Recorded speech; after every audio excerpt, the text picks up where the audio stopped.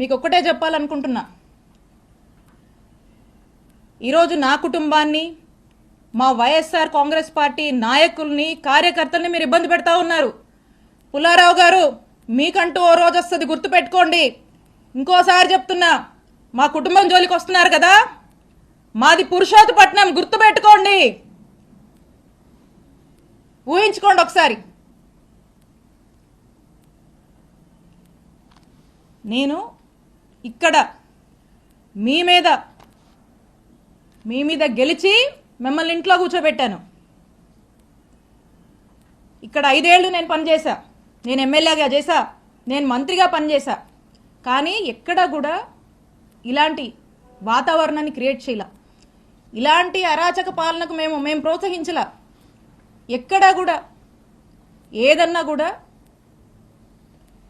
చట్టం తన పని తాను చేసుకుపోయింది తప్పితే మేము ప్రొవోక్ చేసి, మేము మా ఇంట్రెస్ట్లు ఏమి చెప్పి ప్రజల్ని ఇబ్బంది పెడుతూ ఈ రకమైనటువంటి అక్రమాలకు మేము పాల్పడలా.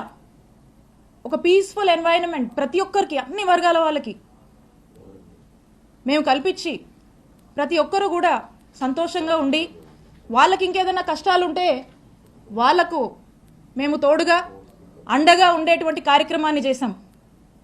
ఇక్కడ నేను ఎమ్మెల్యేగా ఉండి, ఇక్కడ మంత్రిగా ఉండి, ఇక్కడున్నటువంటి ప్రజలకు కొన్ని వేల కోట్లతో గవర్నమెంట్ హాస్పిటల్ నిర్మాణం చేస్తే, ఈ రోజున మన చుట్టుపక్కల ఉన్నటువంటి నియర్ బై ఉన్నటువంటి జిల్లాల్లో వాళ్ళు కూడా, మనకి ఇటు ఉన్నటువంటి ఊర్లలో అందరూ కూడా చక్కగా వచ్చి ఈరోజు వేల సంఖ్యలో చక్కటి వైద్య సేవలు పొందుతున్నారు. ఆ రెండు అంశాలు ఏంటంటే, ఒకటి, విడుదల రజనీ మీద కేసు పెట్టాలి, విడుదల రజనీ కుటుంబ సభ్యుల మీద పెట్టాలి, వైఎస్ఆర్ కాంగ్రెస్ పార్టీ కుటుంబ సభ్యులందరి మీద కూడా పెట్టాలి. ఎవ్వరూ కదలాడకూడదు, హింసించాలి, జైళ్ళ దాకా తీసుకువెళ్ళాలి, అక్రమ కేసులు, అక్రమ అరెస్టులు చేయాలి. ఇదొక ఇంట్రెస్ట్ అయితే, మీకు ఇంకొక ఇంట్రెస్టు, హ్యాపీగా జోబులు నింపుకోవాలి, సామాన్యుల్ని కూడా ఇబ్బంది పెట్టి అక్రమంగా డబ్బులు సంపాదించాలి, మీ జోబులు నింపుకోవాలి.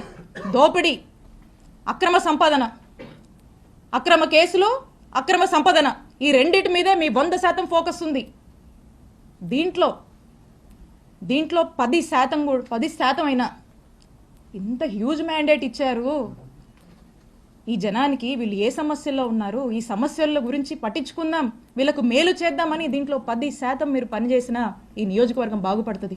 కానీ ఇవేవి పట్టవు, ఇవేవి మీకు పట్టట్లేదు. ఒక్కసారి ఆలోచన చేయండి.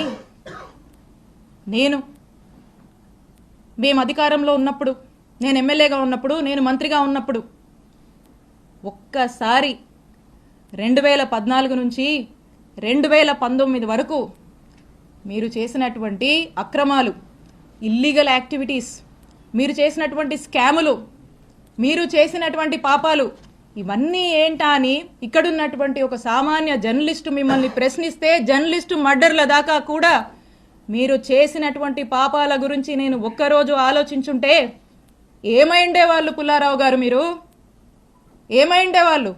ఒక్కసారి ఆత్మవిమర్శ చేసుకోండి. నా మీద పెట్టిస్తారా కేసులు? మా నాయకుల్ని వేధిస్తారా? వైఎస్ఆర్ కాంగ్రెస్ పార్టీని గొంతు నొక్కేస్తారా ఇక్కడ మీరు? ఇవేమి సాగవు, ఇవేమి కుదరవు. ఈరోజు మీరు చేస్తుంది ఏందా అంటే, ఇలాంటివన్నీ ప్రోత్సహిస్తూ వాట్ నాట్ ఈరోజు నియోజకవర్గంలో వాట్ నాట్ జరుగుతుందండి. ఈరోజు ప్యాకెట్ నడుస్తుంది, గ్రానైటు, గ్రావెలు, సెటిల్మెంట్లు, అక్రమాలు, ఇల్లీగల్గా ఎలా డబ్బులు సంపాదించాలి, బార్ షాపులు, బెల్ట్ షాపులు, ఇవో ఇలా చెప్పుకుంటూ పోతే చాలా ఉన్నాయి. సరే, జనం ఆశపడో సూపర్ 6, సూపర్ 7 అని చెప్పారు, మాయమాటలు చెప్పారు. సరే చూద్దాంలే అనుకున్నారు. ఇంత పెద్ద మ్యాండేట్ మీకు ఇచ్చారు ఈ రాష్ట్రంలో. మేము కూడా అనుకున్నాం, ఓకే మేము మంచి చేసి ఓడిపోయాం, గెలుపోవటమి సహజమే, చూద్దాం ఏ మేరకు ఈ ప్రభుత్వం ప్రజల ఎక్స్పెక్టేషన్స్కి తగ్గట్టుగా పనిచేస్తుంది చూద్దామని మేము చూస్తున్నాం. చాలా క్రమశిక్షణగా, చాలా పద్ధతిగా మా నాయకుడు చూపించినటువంటి బాటలో ప్రజలకు మేలు చేస్తూ నడవడమే మాకు తెలుసు. ఇలా మీలాగా చీప్ ట్రిక్స్, ఈ చీప్ పాలిటిక్స్ ఎవడనో పెట్టుకొని ఎవడోనో పెట్టి ఏదేదో చేస్తామంటే నేను ఒకటే చెప్తా ఉన్నా. నాకు నవ్వొస్తుంది పుల్లారావు గారు. ఎందుకో చెప్పనా, నా రాజకీయ అనుభవం 7 ఏళ్ళు. నా 7 ఏళ్ల రాజకీయ అనుభవం ముందు మీ 25 ఏళ్ల రాజకీయం తల జించుకుంది ఈ రోజుతో అనిపిస్తుంది.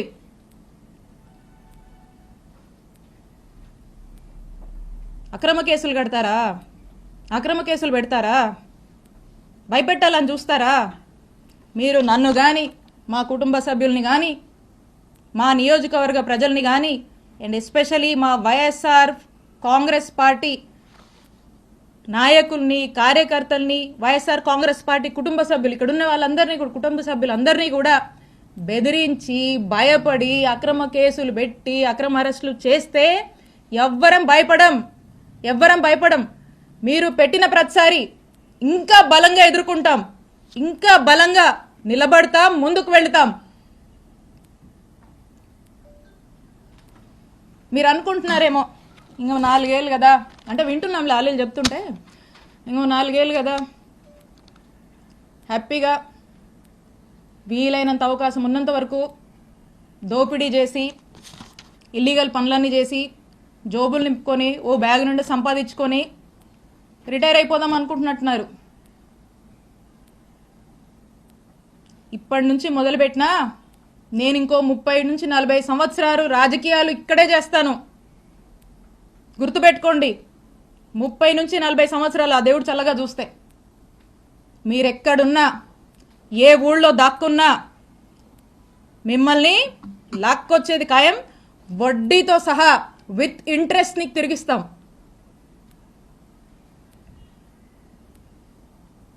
అలాగే కొంతమంది ఈయనను చూసుకొని, అధికారులను చూసుకొని అర్జెంటుగా కయ్యానికి కాలు దూకుందామని చెప్పి వార్డుల్లో, గ్రామాల్లో మా వైఎస్ఆర్ కాంగ్రెస్ పార్టీకి సంబంధించినటువంటి యాక్టివిస్టులు, నాయకులు కావచ్చు, కార్యకర్తల మీద కావచ్చు, ఏదో కాలు దూకి ముందుకొచ్చి పిచ్చి పిచ్చి కట్టుకథలల్లి కేసులు పెడదాము, గొడవలు పెట్టుకుందామని ముందుకు దూకుతున్నారేమో. మీ ఎవ్వరిని మర్చిపోను. అందుకే చెప్తున్నా, ఆయనకి, మీకు, మీ ఎవ్వరిని వదిలిపెట్టం. మీ సంగతి తేలుస్తాం, తేల్చి రాజకీయం చేసుకుంటామని తెలియజేస్తున్నా.